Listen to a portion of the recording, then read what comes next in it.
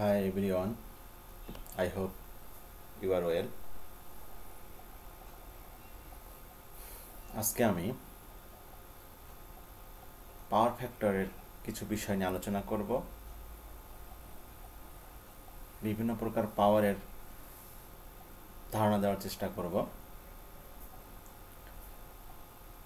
Power factor কাকে বলে প্রথমে সেটা আগে দেখে নেই। পাওয়ার ফ্যাক্টর হচ্ছে কারেন্ট এবং ভোল্টেজের মধ্যবর্তী কোণের কোসাইন মানকে পাওয়ার ফ্যাক্টর বলে। এই যেখানে চিত্র দেখিয়েছে এটা হচ্ছে ভোল্টেজ এবং কারেন্ট, তার যে মধ্যবর্তী কোণ যদি থিটা হয় তাহলে এই থিটাটাকে যদি আমরা কস করি সেটা হয়ে যাবে পাওয়ার ফ্যাক্টর। এখানে আমরা লিখে দিচ্ছি পাওয়ার ফ্যাক্টর সমান সমান কস থিটা। আরেকটা অঙ্ক করার সময় আরেকটি সূত্র ব্যবহার করা যায়, পাওয়ার ফ্যাক্টর সমান সমান আর ভাগ জেড, অর্থাৎ রেজিস্ট্যান্স এবং ইম্পিডেন্সের অনুপাত। তাহলে বোঝা গেল যে ভোল্টেজ এবং কারেন্টের মধ্যবর্তী কোণের কোসাইন মানটাকে আমরা বলবো হচ্ছে পাওয়ার ফ্যাক্টর। পাওয়ার ফ্যাক্টর কয় প্রকার? পাওয়ার ফ্যাক্টর তিন ধরনের হয়ে থাকে। একটা হচ্ছে ল্যাগিং, তারপরে হচ্ছে লিডিং, আরেকটি হচ্ছে ইউনিটি। এখন ল্যাগিং কাকে বলে? ল্যাগিং হচ্ছে যখন কারেন্ট ভোল্টেজের যে পিছনে থাকে অর্থাৎ ডান দিকে থাকে, অর্থাৎ কারেন্ট প্রবাহ আগে শুরু হবে, তার থিটা ডিগ্রি পরে যদি ভোল্টেজের থিটা ডিগ্রি পরে যদি কারেন্ট শুরু হয় তখন আমরা সেটাকে বলবো হচ্ছে ল্যাগিং। এখানে আমরা ভেক্টর দিয়ে বোঝানোর চেষ্টা করছি। এটা হচ্ছে ভেক্টর, ভেক্টর দ্বারা দেখিয়ে দেওয়ার চেষ্টা করছি। আর এটা হচ্ছে ওয়েভ, ঢেউ দিয়ে শুরু করছি। দেখো ভোল্টেজ এটা হচ্ছে মূল এক্স অ্যাক্সিসে আছে, তার থেকে পিছন দিকে আছে অর্থাৎ নেগেটিভ দিকে আছে, সেটা হচ্ছে ল্যাগিং। আবার অনুরূপভাবে যদি ওয়েভ দেখি তাহলে আমাদের এই যে ভোল্টেজ শুরু হয়েছে কত থেকে? 0 ডিগ্রি থেকে, এবং এটা তার 90 ডিগ্রি তার থিটা ডিগ্রি পরে শুরু হয়েছে, একসঙ্গে শুরু হয়নি, পরে শুরু হয়েছে কি? কারেন্ট। আমরা সবসময় সাপেক্ষ ধরবো হচ্ছে ভোল্টেজকে, তাহলে ভুল হবে না। ভোল্টেজকে সাপেক্ষে ধরে যদি কারেন্ট পরে শুরু হয় তাহলে সেটা হচ্ছে ল্যাগিং। সেটা এখানে আমাদেরকে দেখালাম। তারপরে দেখো লিডিং। লিডিং হচ্ছে কি? ল্যাগিং এর উল্টা। কারেন্ট ভোল্টেজের আগে থাকবে অর্থাৎ বাম দিকে থাকবে। যেমন এটা রেফারেন্স ধরেছে কি? ভোল্টেজ তার এগিয়ে আছে, তার চেয়ে আই হচ্ছে এগিয়ে আছে, তাকে এটাকে আমরা বলবো হচ্ছে লিডিং, এটা ভেক্টরের সাহায্যে। অনুরূপভাবে আমরা যদি ওয়েভ দিয়ে দেখাই তাহলে দেখো এই যেটা হচ্ছে ভোল্টেজ, এটা হচ্ছে ভি, ভি এর যে থিটা ডিগ্রি আগে শুরু হয়েছে হচ্ছে কে? কারেন্ট। তাহলে এটা হচ্ছে লিডিং। 3 নম্বরটা হচ্ছে ইউনিটি।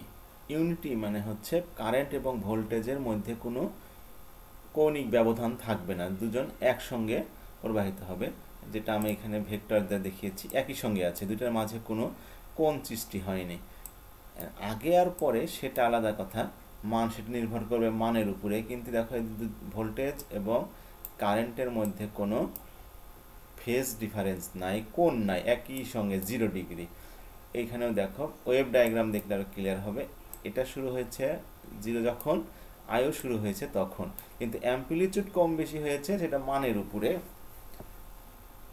কারেন্ট এবং ভোল্টেজের মানের উপরে অ্যাম্প্লিটিউড নির্ভর করছে। কিন্তু এটা যখন দেখো শূন্য হয়েছে, দুটোই একসঙ্গে শূন্য হয়েছে, আবার যখন নেগেটিভ থেকে আবার শূন্য হয়েছে, সবগুলো একসঙ্গে হয়েছে, দুটা একসঙ্গে হয়েছে। এদের মধ্যে কোনো কৌণিক ব্যবধান নাই, আগেরগুলোতে যেরকম ছিল সেখানে কৌণিক ব্যবধান নাই। এই জন্য এটাকে বলা হয় হচ্ছে ইউনিটি পাওয়ার ফ্যাক্টর।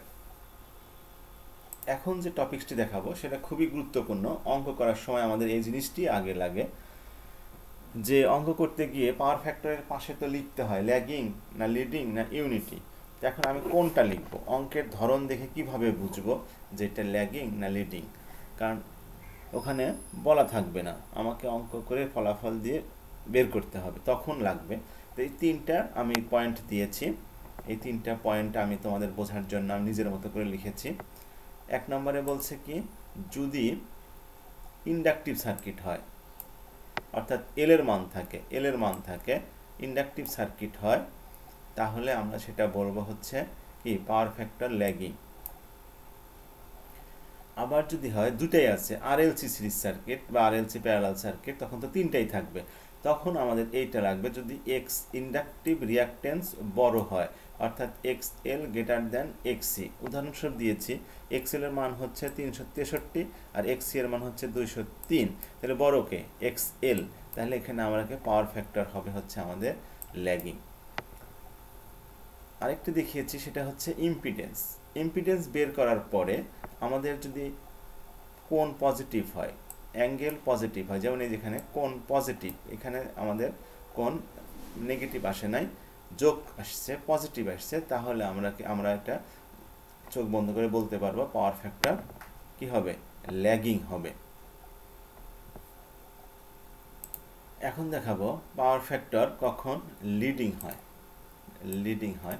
একটা হচ্ছে ক্যাপাসিটিভ সার্কিট হলে, অর্থাৎ শুধু যদি সি থাকে, ক্যাপাসিটার থাকে, রেজিস্ট্যান্স থাকবে, যদি ক্যাপাসিটিভ সার্কিট হয় তাহলে আমরা বলতে পারবো পাওয়ার ফ্যাক্টর লিডিং।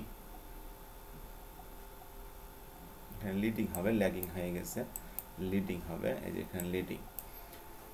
আচ্ছা, তারপরে যদি ক্যাপাসিটিভ রিঅ্যাকট্যান্স বড় হয়, অর্থাৎ এক্সসি যদি বড় হয়, আরএলসি সিরিজ সার্কিট বা প্যারালাল সার্কিট তিনটা প্যারামিটারই আছে, তাহলে সেখানে যদি এক্স এল বড় দেখি তাহলে এক্সসি বড় দেখি, তাহলে আমরা বলবো হচ্ছে লিডিং।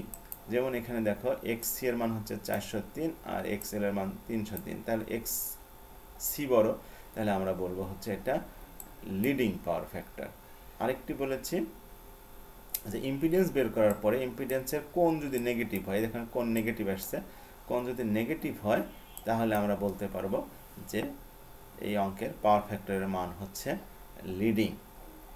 তাহলে এখন হচ্ছে ইউনিটি পাওয়ার ফ্যাক্টরে কি হবে, ইউনিটি পাওয়ার ফ্যাক্টরে আমাদের এক্স এল এবং এক্সি থাকবে না, দুটোই সমান হয়ে যাবে, এক্স এল এবং এক্সি দুটোই সমান, জেড এর এখানে কোণ থাকবে, কোণ যদি শূন্য হয়, আবার তোমার হচ্ছে যদি রেজিস্টিভ সার্কিট হয় তাহলে আমাদের পাওয়ার ফ্যাক্টর আসবে ইউনিটি।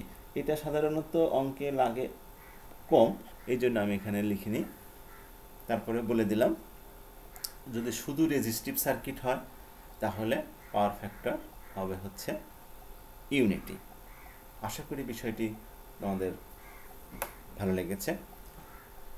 মনোযোগ দিয়ে দেখে থাকলে সবাইকে আবারও ধন্যবাদ জানিয়ে আজকের মতো ইতি টানছি।